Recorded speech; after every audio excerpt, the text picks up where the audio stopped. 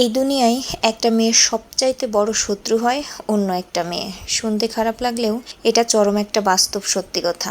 খেয়াল করে দেখবেন যে একটা মেয়ের ভালো আর একটা মেয়ে কখনোই দেখতে পারে না, মানে সহ্যই করতে পারে না। যদিও সেটা কখনো প্রকাশিত হয়, আবার কখনো প্রকাশিত হয় না, তবে এটাই সত্যি। যদি কারো সংসার ভাঙে, খোঁজ নিয়ে দেখবেন সেটার পেছনেও কোনো না কোনো মেয়ের হাত আছে। হয় তার শাশুড়ি, না হয় তার ননদ, আর না হয় দেখবেন স্বামীর পরক্রিয়া নারী।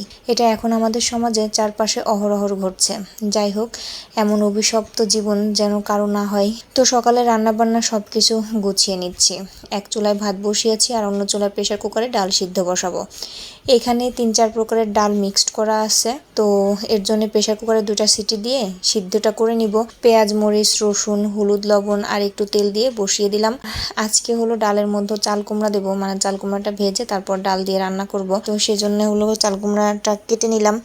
বেগুন দিয়ে ইলিশ মাছের একদম পাতলা একটা ঝোল করব, এর জন্য বেগুনও কেটে নিলাম। আর আমি সবসময় হলো ইলিশ মাছটা রান্নার আগে এভাবে কেটে নিই। বাজার থেকে ইলিশ মাছ আনলে পলিতে করে আলাদা আলাদা একটা একটা করে রাখি, তো যখন রান্না করি তখন রান্না করার কিছুক্ষণ আগে বের করে এভাবে কেটে নিই। তো ফ্রোজেন করা হলো কলমি শাক ছিল, সেটা হলো রসুন তেলে দিয়ে ভেজে নিব। এদিকে হলো এই যে চাল কুমড়াটা হলুদ লবণ দিয়ে ভেজে নিচ্ছি। আর ওই 2টা তরকারি হতে হতে এদিকে আবার ইলিশ মাছের তরকারিটারও রেডি করে নিব। পেঁয়াজ কুচি, কাঁচা মরিচ, সামান্য একটু জিরা গুঁড়া, হলুদ, লবণ আর তেল, ব্যাস এইটুকু দিয়েই হাতে মাখিয়ে হলো ইলিশ মাছের ঝোলটা আমি বসিয়ে দিব। ইলিশ মাছ আর বেগুনের কম্বিনেশনটা কিন্তু খুবই ভালো লাগে, আর এই পাতলা ঝোল কিন্তু খেতে ভীষণ ভালো লাগে। আর এদিকে এই যে চাল কুমড়াটা নামিয়ে ডালটা বসিয়ে দিয়েছিলাম, তো ডালে এই যে বলক চলে এসেছে। আর আমি ভেজে রেখেছিলাম যে চাল কুমড়াগুলো, তো সেগুলো দিয়ে দিলাম। এভাবে কখনো কি কেউ ডাল রান্না করেছেন? আমার কাছে তো ভালোই লাগে, তো আমি বিভিন্ন সবজি দিয়ে এভাবে ডাল রান্না করি। তো ডালে এই তো বাগার দিয়ে দিলাম। এই তো সকালবেলা রান্না বান্না আমার কমপ্লিট হলো। আজকে মেহেরিমার বাবাকে অফিসে হলো লাঞ্চ দিয়ে দিব। ইদানিং হয়েছে রেগুলার লাঞ্চটা দিতে পারি না। যেদিন শরীরটা ভালো থাকে, মানে সকালবেলা যেদিন রান্না করতে পারি, তো সেদিন লাঞ্চ দেই। আবার মাঝে মাঝে আছে যে নাস্তা করে চলে যায়, লাঞ্চ দিতেও পারি না।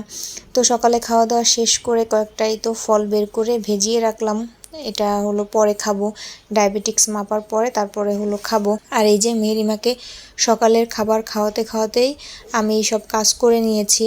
ওর খাবার শেষ করতে করতে 1 থেকে 1.5 ঘন্টা সময় লাগে। 1 থেকে 1.5 ঘন্টা বসে ওকে খাওয়ানোর মতো সময় আমার হাতে থাকে না। এই জন্য কাজের ফাঁকে ফাঁকে ওকে সকালবেলার খাবারটা এভাবে করেই খাইয়ে দেই। এমনিতে কোনো বিরক্ত করবে না, শুধু খাওয়া নিয়েই তার যত সমস্যা। আর এই তো সকালবেলা খাওয়া দাওয়া সব কাজকর্ম শেষ করে বেশ কিছুক্ষণ রেস্টও নিয়েছি। আর এখন এই তো সকালবেলা খাওয়ার 2 ঘন্টা পরে হলো ডায়াবেটিক্স মাপতে হয় আমার। তো খাবার আগে মাপি না ইদানিং, মানে খাবার আগের ডায়াবেটিক্সটা ঠিকই থাকে, সকালবেলা খাবার পরে একটু বেড়ে যায় আর কি। এর জন্য সকালবেলা খাবার 2 ঘন্টা পরে মাপি প্রতিদিন।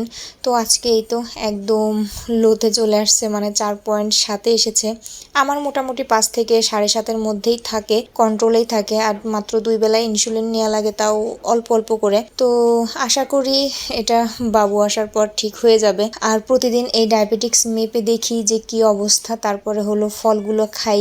ফলেও কিন্তু ডায়াবেটিক্স অনেক বেড়ে যায়, তাই প্রতিদিন ডায়াবেটিক্স মেপে দেখি যে 5-6-এর মধ্যে আছে কিনা। যদি 5-6-এর মধ্যে থাকে তখন আমি সব রকমের ফলই মোটামুটি একটু একটু করে খাই। তো আজকে এ পর্যন্তই। ভালো থাকবেন সবাই। আল্লাহ হাফেজ।